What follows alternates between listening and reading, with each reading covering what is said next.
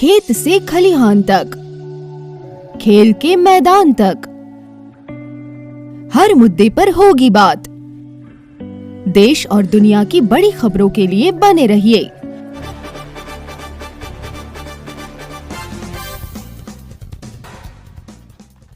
बड़े भाई की 8वीं बरसी पर कांग्रेस नेता प्रमोद सहवाग ने लगाया रक्तदान शिविर। हर साल की तरह मेरे बड़े भाई परमजीत जी की याद में हम ये रक्तदान कैंप लगाते हैं और ये आज 8वां हमारा कैंप है। 100 से ज्यादा यूनिट इस कैंप में होंगे क्योंकि यह कहा जाता है कि रक्तदान महादान है। और खासकर गर्मियों के समय में मैं हर रोज डीसी साहब की स्टेटमेंट देखते अखबारों में कि बहुत शॉर्टेज ब्लड की चली हुई है, तो उसी को देखते हुए हम हर साल कैंप लगाते हैं। मैं युवा साथियों से कहना चाहता हूं कि ज्यादा से ज्यादा संख्या में आप हिस्सा लें। सामाजिक कार्य में युवा की जितनी भागीदारी हो, मुझे लगता है कि आज युवा उससे ज्यादा भागीदारी अपनी निभा भी रहा है और कहीं कोई कमी नहीं है। युवाओं के लिए तो यही संदेश है कि देश राष्ट्र हित में काम करे, राष्ट्र को बनाने के लिए जो प्राथमिकता होती है देश के लिए वो करें और जो आचरण है, विचार है, वो अपने हैं हमेशा साफ रखें, शुद्ध रखें, लोगों की नफरत की राजनीति से बचे रहें। क्योंकि मैं कांग्रेस पार्टी से, तो राजनीति की बात है तो कांग्रेस की विचारधारा सबको जोड़ने की, बांटने की है, देश को जोड़ने की है, सारे धर्मों को, सभी जातियों को एक साथ लेकर विकास की हम बात करते हैं। जहां तक इस सवाल पर बात का है कि भाजपा को जरूर बहुमत मिला है, लेकिन पूरे देश के अंदर एक तरफ से जो 400 पार का नारा इन्होंने दिया था और उसमें कहीं ना कहीं मीडिया ने भी योगदान दे रखा था और जो कांग्रेस के प्रति लोगों ने हरियाणा में खासकर रुझान दिखाया, यह इस बात का प्रतीक है कि चौधरी भूपेंद्र सिंह हुड्डा के नेतृत्व में सरकार बनी जा रही है। और जिंद की जब बात करते हैं तो कहीं हमें विकास नहीं दिखाई देता। छोटी छोटी मूलभूत सुविधाओं के लिए हम लोग हर रोज जूझते हैं। कमेटी में चले जाओ, आप तहसीलदार के दफ्तर में चले जाओ, हर बात के लिए आपको या तो पैसे देने पड़ते हैं, रिश्वत देनी पड़ती है या अन्य कार्य करवाने के लिए 6 महीने उनके चक्कर काटने पड़ते हैं। कोई ऐसी व्यवस्था यहाँ पर विधायक जी की नहीं है कि लोग जाएं और उनका काम हो जाए। सड़क टूटी है, पीने का स्वच्छ पानी नहीं है और आज स्थिति यह है कि जो हुड्डा साहब ने वाटर टैंक बनवाए थे, आज सिर्फ 1 घंटा 11 से 12 बजे तक दिन में पानी आता है, तो पानी की बेहद कमी है। इसके बारे में कुछ नहीं किया गया। शिक्षा व्यवस्था के बारे में यहाँ कुछ नहीं किया गया।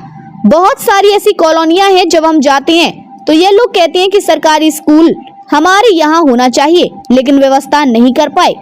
तो मैं इन सब चीजों को लेकर हमेशा आवाज उठाता रहा हूँ। क्योंकि मेडिकल कैंप है, तो हम आज जो हमारी टीम आई है या खानपुर से आई है, तो मैं ये सवाल करना चाहता हूँ कि जिंद में यहाँ इतना बड़ा ब्लड बैंक नहीं है कि वो 100 से ज्यादा यूनिट को उसकी प्रिजर्वेशन कर सके, तो क्या ये कमी नहीं है?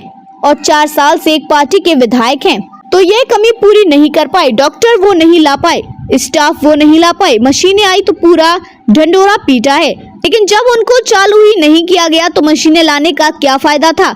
यूनिवर्सिटी में कोई प्रोफेसर के पद पर नहीं है, यहाँ पर रिक्त स्थान पड़े हैं, कर्मचारियों के पद यहाँ पर खाली पड़े हैं। आप कॉलेजेस में चले जाओ, आधा स्टाफ काम करता है, आधे स्टाफ से आज हमारी बेटियां पढ़ने लग रही हैं। तो शिक्षा, चिकित्सा, खेलों का बुरा हाल है। आज अखबार में फिर टेंडर निकल गया, कितने करोड़ का हम सिंथेटिक ट्रैक निकालेंगे। आप एक बात बताइए, हुड्डा साहब ने इसको स्टेडियम को जिंद बाईपास पर, जो सफीदो बाईपास पर जो स्टेडियम है, इसको हुड्डा साहब ने इतने शानदार तरीके से बनाया था। बीजेपी ने पिछले 10 साल में उसको रेल स्थल बना दिया, उसमें कोई काम नहीं हुआ, न बच्चों की नियुक्ति की, न बच्चों की ग्राउंड किया, यूज किया तो सिर्फ रैलियों के लिए किया। तो ये मूलभूत जो सुविधाएं मांग रहे हैं वो यह लोग नहीं दे रहे हैं और पूरे लोग जो हैं, खासकर जिंद हलके के, बिल्कुल त्रस्त हैं। इनकी तानाशाही, भ्रष्टाचार यहाँ पर हर कोने में फैला है कि लोगों को यदि अपने जन्म मृत्यु प्रमाण पत्र भी बनवाने पड़ते हैं तो उसके लिए भी रिश्वत दी जाती है। हर साल की तरह मेरे बड़े भाई स्वर्गीय परमजीत जी की याद में हम ये ब्लड डोनेशन कैंप लगाते हैं और ये आज 8वां हमारा कैंप है। 100 से ज़्यादा यूनिट इस कैंप में होंगे क्योंकि ये कहा जाता है कि रक्तदान महादान है।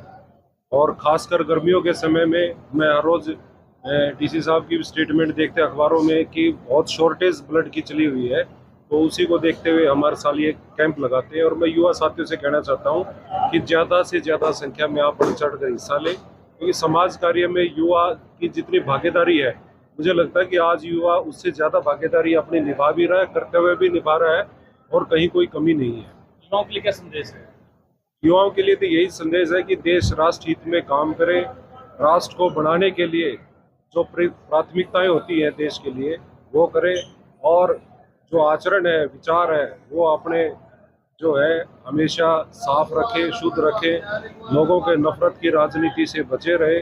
और जो क्योंकि मैं कांग्रेस पार्टी से हूँ, तो राजनीति की बात है तो कांग्रेस की विचारधारा सबको जोड़ने की है, बांटने की नहीं है, देश को जोड़ने की है। सिर्फ सारे धर्मों को, सभी जातियों को एक साथ लेकर विकास की हम बात करते हैं।